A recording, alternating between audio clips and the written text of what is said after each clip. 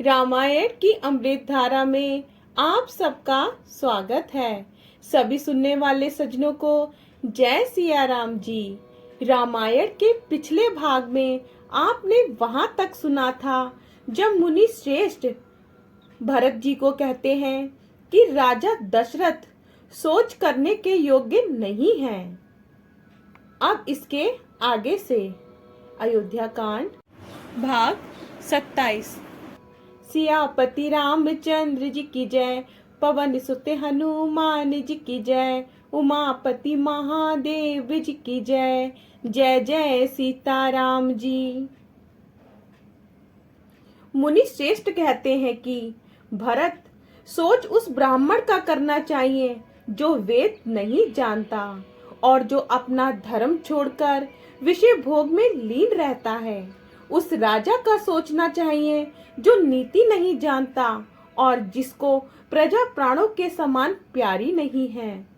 सोच उस ब्राह्मण का करना चाहिए जो वेद नहीं जानता और जो अपना धर्म छोड़कर विषय भोग में ही लीन रहता है। उस राजा का सोचना चाहिए जो नीति नहीं जानता और जिसको प्रजा प्राणों के समान प्यारी नहीं है। उस वैश्य का सोच करना चाहिए जो धनवान होकर भी कंजूस है और जो अतिथि सत्कार तथा शिव जी की भक्ति करने में कुशल नहीं है।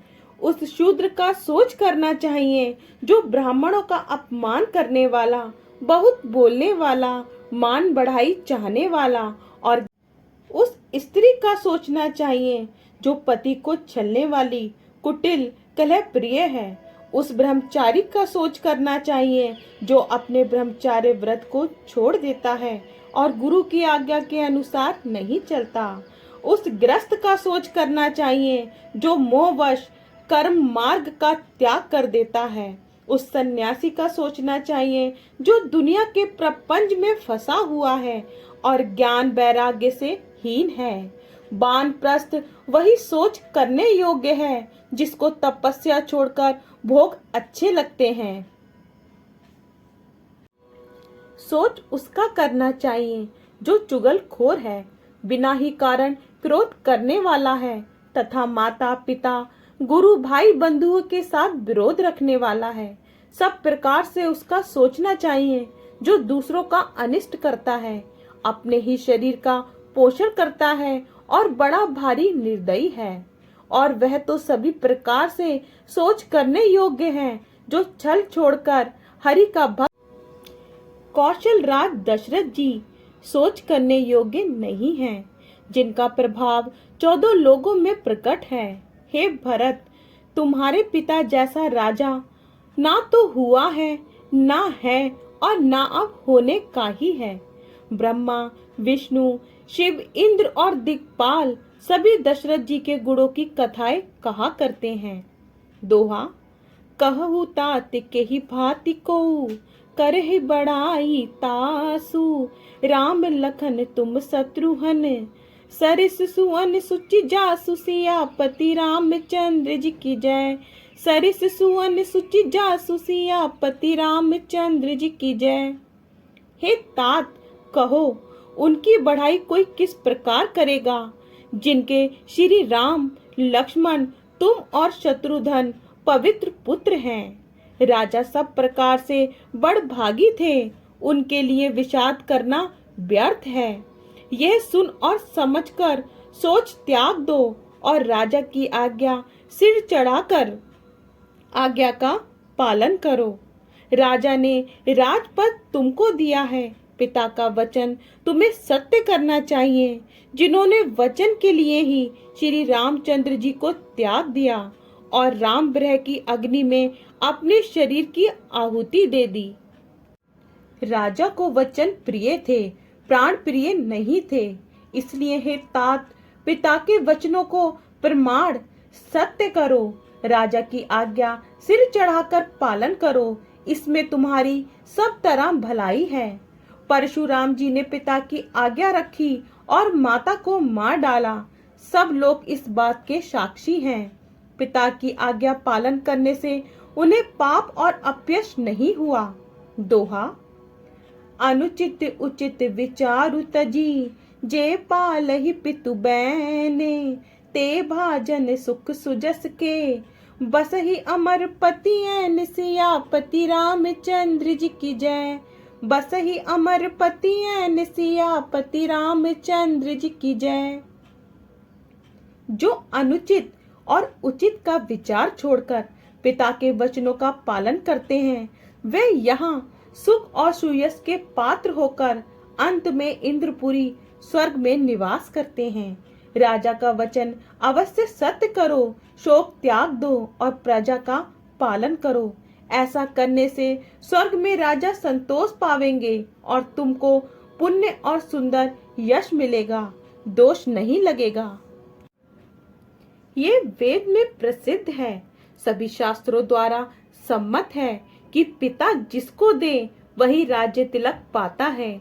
इसलिए तुम राज्य करो और शोक त्याग दो, मेरे वचन को हित समझकर मानो।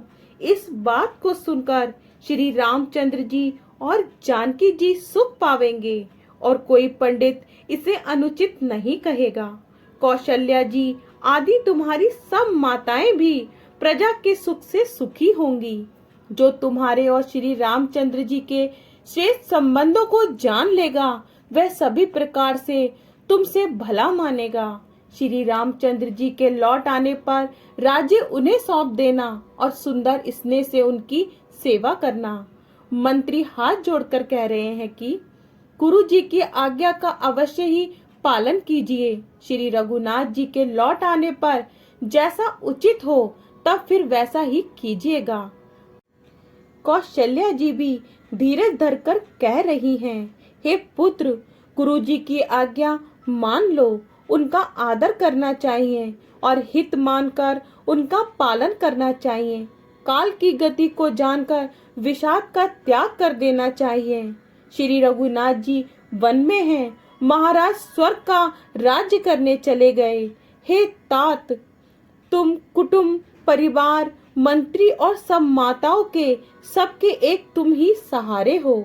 विधाता को प्रतिकूल और काल को कठोर देखकर धीरज धरो। माता तुम्हारी बलिहारी जाती हैं। गुरु की आज्ञा को सिर चढ़ाकर उसी के अनुसार कार्य करो और प्रजा का पालन कर कुटुंबियों का दुख हरो। भरत जी ने गुरु के वचनों और मंत्रियों के अभिनंदन को सुना, जो उनके हृदय के लिए मानो चंदन के समान शीतल थे। छंद। सानी सरल रस मातु बानी, सुनि भर तू व्याकुल भय, लोचन सरोरु स्रवत सींचत बिरह उरे अंकुर नए, सो दशा देखत समय ते ही बिसरी, सब ही सुधि देह की तुलसी, सराहत सकल सादर सीब सहज स्नेह की, सीब सहज स्नेह की। माता कौशल्या की वाणी सुनकर भरत जी व्याकुल हो गए। उनके नेत्रों में जल भर आया। नेत्रों के आंसुओं ने उनके वियोग दुख को बहुत ही बढ़ाकर उन्हें अत्यंत व्याकुल कर दिया। उनकी वह दशा देखकर उस समय सबको अपने शरीर की सुध भूल गई। तुलसीदास जी कहते हैं, स्वाभाविक प्रेम की सीमा श्री भरत जी की सब लोग आदर पूर्वक सराहना करने लगे। आगे का भाग कल। जय सिया राम जी। अगर आपको पसंद आए तो लाइक, शेयर, कमेंट्स कीजिए और हमारे चैनल को सब्सक्राइब कीजिए। जय सिया राम जी।